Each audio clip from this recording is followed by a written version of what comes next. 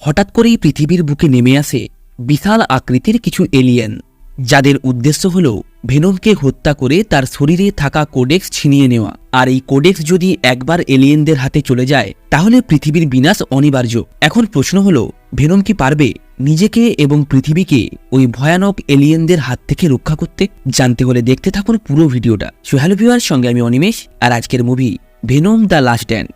Movie শুরু হয় আর শুরুতেই আমাদের নালকে দেখানো হয়। নাল হলো অন্ধকারের দেবতা, যার উদ্দেশ্য হলো পৃথিবীকে ধ্বংস করে পুরো ব্রহ্মাণ্ডে রাজত্ব করা। তবে তার উদ্দেশ্য পূরণের লক্ষ্যে বাধা হয়ে দাঁড়ায় সিম্বিয়টস। সিম্বিয়টস হলো ভেনমের মতোই দেখতে একাধিক প্রজাতি, যাদেরকে সৃষ্টি করেছে নাল। নাল পৃথিবীকে ধ্বংস করে পুরো ব্রহ্মাণ্ডে রাজত্ব করতে চায়, তবে সিম্বিয়টসরা কখনোই এটা চাইতো না। তাই তারা নলকে ক্লিন্ডারের মধ্যে আটকে রেখেছে। এখান থেকে তার মুক্তি পাওয়ার একমাত্র উপায় হলো কোডেক্স। এরপর ক্লিন্ডারের ভেতরে একাধিক জেনোফিসকে দেখতে পাই, যাদেরকে নল বলে তারা যেন ইউনিভার্সের কোনায় কোনায় ছড়িয়ে পড়ে এবং যে কোনো প্রকারে ওই কোডেক্স তার কাছে খুঁজে নিয়ে আসে। এরপর দেখা যায় নলের কথা মতো ওই জেনোফিসরা পোর্টালের মাধ্যমে ইউনিভার্সের ভিন্ন ভিন্ন প্ল্যানেটে ছড়িয়ে পড়ে। এখান থেকে সিন শিফট হলে আমরা এডিকে দেখতে পাই। নেশাগ্রস্ত অবস্থায় এডি ওই বারটেন্ডারকে প্রশ্ন করে, তুমি কি এলিয়েনে বিশ্বাস করো? ওই বারটেন্ডার তাকে বলে, হ্যাঁ আমি বিশ্বাস করি। এর সাথে সাথেই দেখা যায় এডি একটা পোর্টালের মাধ্যমে তার নিজের ইউনিভার্সে ফিরে যায়। এখানে অনেকের মনেই প্রশ্ন আসতে পারে, এটা কিভাবে সম্ভব? আশা করি স্পাইডারম্যান 3 এর লাস্ট পার্টটা সবাই নোটিস করেছিলে, যেখানে দেখানো হয়েছিল ডক্টর স্ট্রেঞ্জ তার স্পেলের মাধ্যমে সবকিছু ঠিক করে দিয়েছিল। আর ঠিক এই কারণেই এডিও তার নিজস্ব ইউনিভার্সে ফিরে যায়। এডি তার নিজস্ব ইউনিভার্সে আসার পর লক্ষ্য করে সে এখনো অবধি ওই বারের ভেতরেই বসে আসে।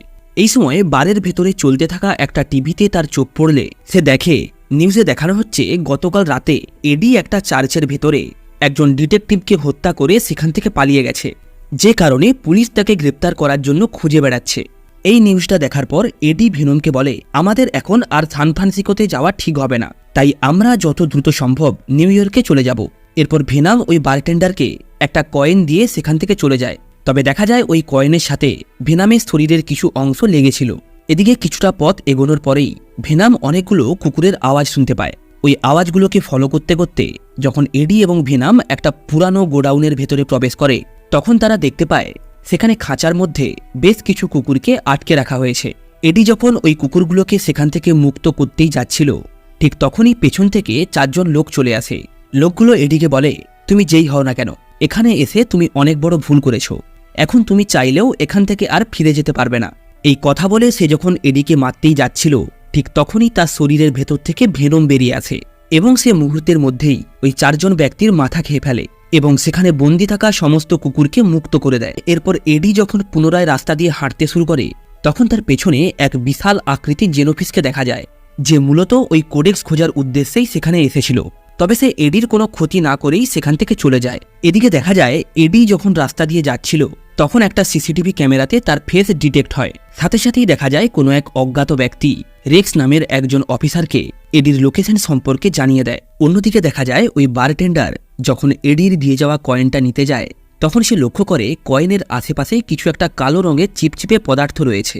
তবে সে যখন ওই পদার্থটাকে স্পর্শ করতেই যাচ্ছিল, ঠিক তখনই সেখানে রেক্স চলে আসে এবং সে ভেনমের ওই ক্ষুদ্র অংশটাকে একটা টিউবের মধ্যে ভরে ফেলে এবং তাকে বলে, এটা একটা ভাইরাস, তাই এটার থেকে যত দূরে থাকবে ততই ভালো। এখান থেকে সিন শিফট হলে আমরা একজন সায়েন্টিস্টকে দেখতে পাই। সে কোনো একটা ভয়ানক স্বপ্ন দেখার কারণে ঘুম থেকে উঠে পড়ে। এরপর সে জানালার দিকে তাকাতেই লক্ষ্য করে একজন এমার্জেন্সি পেশেন্টকে হেলিকপ্টারে করে এরিয়া 51-এর দিকে নিয়ে যাওয়া হয়েছে। তাই সকাল হতেই ওই সায়েন্টিস্ট গাড়ি নিয়ে এরিয়া 51-এর উদ্দেশ্যে বেরিয়ে পড়ে।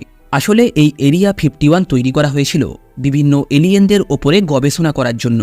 তো যাই হোক, ওই ডক্টর যখন এরিয়া 51-এ পৌঁছে আন্ডারগ্রাউন্ড ল্যাবের ভেতরে প্রবেশ করে, রেক্স তাকে ভেনমের সেই ছোট্ট অংশটাকে টেস্ট করার জন্য দেয়। ডক্টর এটা দেখে অনেক এক্সাইটেড হয় এবং তার অ্যাসিস্ট্যান্টকে বলে এই সিম্বিয়টসটাকে ল্যাবের সুরক্ষিত জায়গায় রেখে আসতে। আর এই সময় আমরা দেখতে পাই ওই ল্যাবে একটা নয়, এমন একাধিক সিম্বিয়টসকে আটকে রাখা হয়েছে। এরপর ওই ল্যাবের মধ্যেই একটা স্পেশাল রুমের ভেতরে আমরা ডিটেকটিভকে দেখতে পাই। অর্থাৎ ডিটেকটিভ সেদিন মারা যায়নি, তাকে অর্ধমৃত অবস্থাতেই উদ্ধার করা হয়েছিল।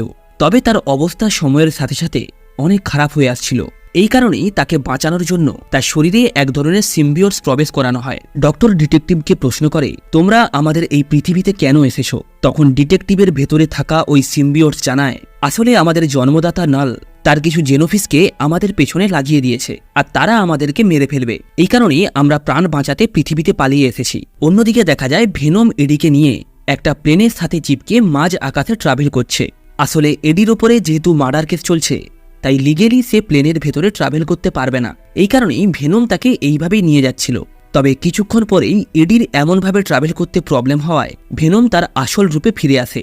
আর ভেনম তার আসল রূপে ফেরা মাত্রই একটা বিশাল আকৃতির জেনোফিস খুব দ্রুত ওই প্লেনের উপরে চলে আসে এবং সেখানেই ভেনম এবং ওই জেনোফিসের ফাইট শুরু হয়। আসলে নাল যে কোডেক্সটা খোঁজার জন্য জেনোফিসকে পৃথিবীতে পাঠিয়েছে, সেই কোডেক্সটা রয়েছে ভেনমের কাছেই। তবে ভেনম যখন এডির শরীরের ভেতরে থাকে তখন ওই কোডেক্সটা দেখা যায় না। তবে একবার সে তার আসল রূপে ফিরলেই তার ভেতরে থাকা ওই কোডেক্সটা একটা উজ্জ্বল আলো বিকিরণ করে, যার কারণে ওই জেনোফিসগুলো খুব সহজেই তাকে ডিটেক্ট করে ফেলে। প্লেনের উপরে জেনোফিস এবং ভেনমের ফাইট চলাকালীন জেনোফিস প্লেনের পাখার ভিতরে আটকে যায়, ফলে তার বডি টুকরো টুকরো হয়ে নিচে পড়ে যায়।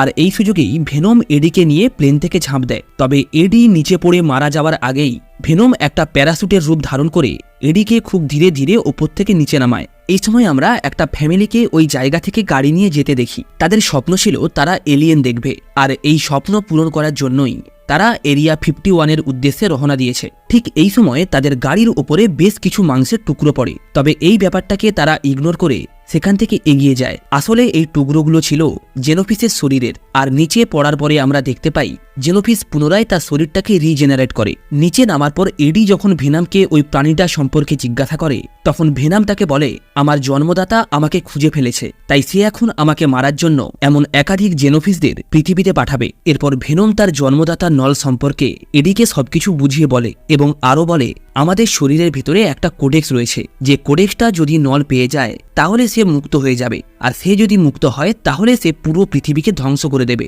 ভেনম তাকে বলে, অলরেডি এর আগে তুমি একবার মারা গেছো, আর ঠিক সেই সময় আমি তোমার শরীরে প্রবেশ করেছি, যে কারণে তোমার শরীরের ভেতরে এখন সেই কোডেক্সটা রয়েছে। তবে আমাদের মধ্যে কেউ একজন মারা গেলে ওই কোডেক্সটা নষ্ট হয়ে যাবে। এইভাবেই কথা বলতে বলতে তারা কিছুটা পথ এগোনোর পরে একটা ঘোড়া দেখতে পায়, যেটা দেখে ভেনম এডিকে বলে, চলো তোমাকে আজ রিয়েল হর্স পাওয়ার দেখাই। এই বলে ভেনম এডির শরীর থেকে বেরিয়ে ওই ঘোড়ার ভেতরে প্রবেশ করে এবং তারপর সে এডিকে নিয়ে এতটাই দ্রুত গতিতে দৌড়াতে শুরু করে যে এডির অবস্থা একদম খারাপ হয়ে যায়। এই সময় সিন এরিয়া 51-এ শিফট হলে দেখা যায় একজন অফিসার এসে রেক্সকে জানায়, মেক্সিকোর একটা জায়গা থেকে খবর এসেছে একটা মানুষ নাকি প্লেন থেকে ঝাঁপ দিয়ে নিচে পড়েছে। এটা শোনা মাত্রই রেক্সের আর বুঝতে বাকি থাকে না এই লোকটি আসলে কে। অন্যদিকে ভেনাম ঘোড়ারূপে এডিকে নিয়ে দৌড়াতে দৌড়াতে একটা নদীর কাছে চলে আসে। ঠিক সেই সময় রেক্স তার টিম নিয়ে সেখানে পৌঁছে যায়। তারা উচ্চ শব্দের একটা সাউন্ড ওয়েভ ভেনমের দিকে ছোড়ে, যে কারণে ঘোড়া থেকে ভেনম আলাদা হয়ে যায় এবং এডি ছিটকে গিয়ে জলের মধ্যে পড়ে। এডিকে জলের মধ্যে ছিটকে পড়তে দেখে ভেনম ওই জলের মধ্যে ঝাঁপ দেয়। রেক্স তখন তার টিমকে অর্ডার দেয় এডিকে মেরে ওই সিম্বিয়টসকে ধরে আনতে, তাই তারাও জলের মধ্যে ঝাঁপ দেয়। এরপর নদীর ভেতরেই তাদের মধ্যে ফাইট চলতে থাকে। ফাইটের একটা পর্যায়ে এডি নিজেকে বাঁচানোর জন্য একজন লেডি অফিসারকে গুলি করে। এদিকে রেক্সের বাকি টিম মেম্বাররা যখন ভেনমকে ধরার চেষ্টা করছিল তখন সে প্রথমে একটা মাছে রূপান্তরিত হয়। তারপর মাছ থেকে বেরিয়ে একটা ব্যাঙের শরীরে চলে আসে।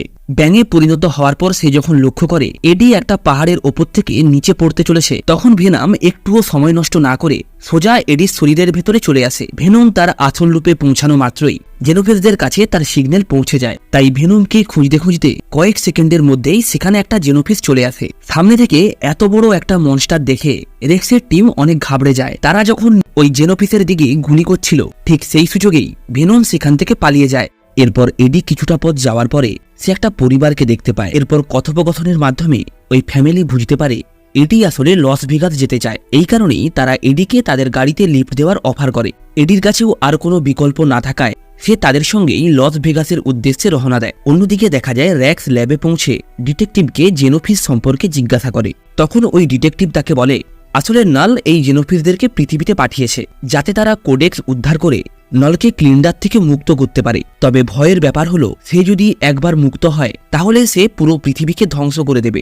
র্যাক্স তখন প্রশ্ন করে, তাহলে এই কোডেক্সকে নষ্ট কিভাবে করব? ডিটেকটিভ তখন বলে, ভেনম অথবা এডি এদের দুজনের মধ্যে কেউ একজন মারা গেলেই এই কোডেক্সটা নষ্ট হয়ে যাবে। তাই র্যাক্স ঠিক করে সে এডিকে মেরে ওই কোডেক্সটা নষ্ট করে দেবে। সিন শিফট হলে দেখা যায় এডিকে ওই ফ্যামিলি লস ভেগাস অব্দি পৌঁছে দিয়েছে। সেখানে পৌঁছে এডি তার একজন পুরানো ফ্রেন্ডের সঙ্গে দেখা করে।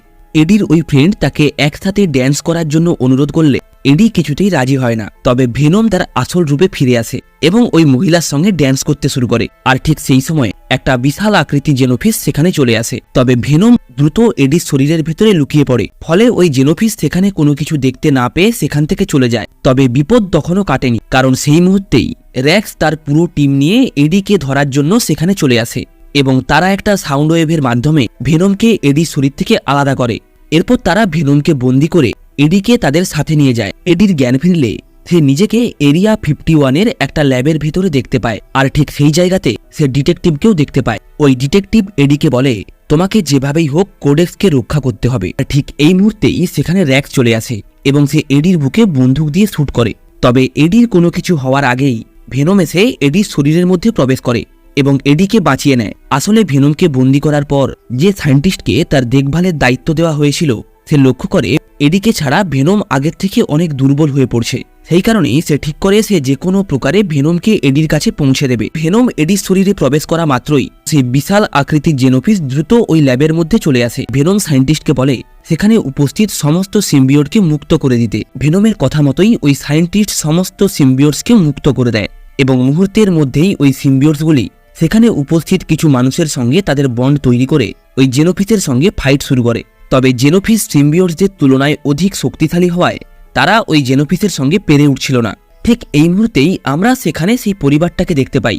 তারা সেখানে এলিয়েন দেখতে এসেছিল এটা ঠিকই, তবে এতগুলো এলিয়েনকে একসাথে দেখার পর তারা ভয়ে কাঁপতে শুরু করে। সৌভাগ্যবশত এডি তাদেরকে দেখতে পায় এবং রেস্কিউ করে একটা গাড়ির মধ্যে বসিয়ে দেয়। অন্যদিকে দেখা যায় ওই জেনোফিস সিগন্যালের মাধ্যমে অন্য ইউনিভার্স থেকেও জেনোফিসদের সেখানে ডেকে আনে। ফলে ওই জেনোফিসদের সেখান থেকে দূরে সরিয়ে নিয়ে যাওয়ার জন্য এডি ভেনমের রূপ ধারণ করে একটা বাইক নিয়ে সেখান থেকে পালাতে শুরু করে, আর তার পেছনে ওই জেনোফিসগুলোও তাকে তাড়া করতে শুরু করে। ঠিক এই সুযোগটাকে কাজে লাগিয়ে এর কিছু অফিসার ওই জেনোফিসের ওপরে একটা মিসাইল লঞ্চ করে। তবে জেনোফিসদের ওপর ওই মিসাইলের কোনো প্রভাব পড়ে না, কিন্তু ওই মিসাইলের কারণে এডি অনেকটা আহত হয়ে পড়ে, যার কারণে ভেনম বুঝতে পারে এডি এবং পুরো পৃথিবীকে বাঁচাতে হলে তাকে নিজেকে স্যাক্রিফাইস করতে হবে। তাই সে এডির শরীর থেকে বেরিয়ে ওই 3টে জেনোফিস একসাথে নিজের কন্ট্রোলে নেয়। এরপর ভেনম ওই জেনোফিসদের নিয়ে একটা মেশিনের মধ্যে প্রবেশ করে এবং র্যাক্সকে বলে ওই মেশিনটা অন করতে। র্যাক্স মেশিনটা অন করা মাত্রই ওই জায়গায় একটা বিশাল বিস্ফোরণ হয়, যে কারণে ভেনম সহ সমস্ত জেনোফিসরা সেখানেই মারা যায়। এরপরের দিনে আমরা এডিকে একটা হসপিটালে দেখতে পাই। সেখানে একজন পুলিশ অফিসার তাকে বলে পৃথিবীকে এত বড় একটা বিপদ থেকে রক্ষা করার জন্য তার অতীতে করা সমস্ত অপরাধ মাফ করে দেওয়া হয়েছে, তাই সে এখন নিজের মতো করে তার জীবনটাকে উপভোগ করতে পারবে। আর এর সাথেই এই অসাধারণ মুভিটা এখানেই শেষ হয়। ভিডিওটা ভালো লেগে থাকলে অবশ্যই একটা লাইক করে দেবেন, আর এমনই সব অসাধারণ মুভির এক্সপ্লেনেশন পাওয়ার জন্য সাবস্ক্রাইব করবেন ফিল্মেশন ওয়ার্ল্ড।